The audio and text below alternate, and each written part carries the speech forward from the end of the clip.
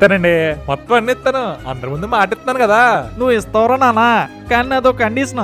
Agreement మీద ఏమన్నా సంతకం పెట్టామంటారా?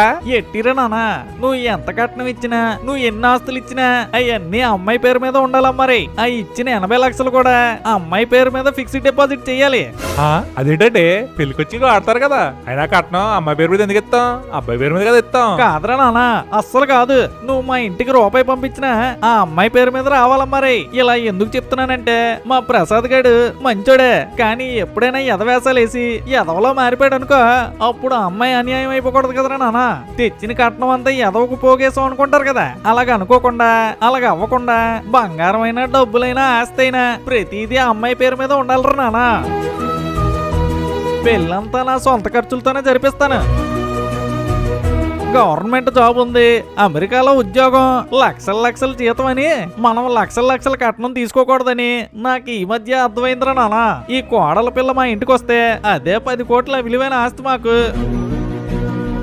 నానా కూతురా, నువ్వు ఇప్పుడు దాకా ఎంజాయ్ చేసావు లేదా నాకు తెలియదురా నాన్న. మీ నాన్న నిన్ను అలా పంజరంలోనే ఉంచుతుంటాడు, కానీ నువ్వు ఒక్కసారి మా ఇంటి గడప లోపల అడుగు పెడితే ఎంజాయ్మెంట్ మామూలుగా ఉండదురా నాన్న. మా ప్రసాద్ గారు నిన్ను సినిమాలకి షికార్లకి తీసుకెళ్ళకపోయాడు అనుకో, అని నేను కుమ్మేస్తాను నేను గట్టిగా. నువ్వు బంగారం తేకపోయినా పర్లేదమ్మా, రే మేము నిన్ను బంగారం కంటే బాగా చూసుకుంటాం.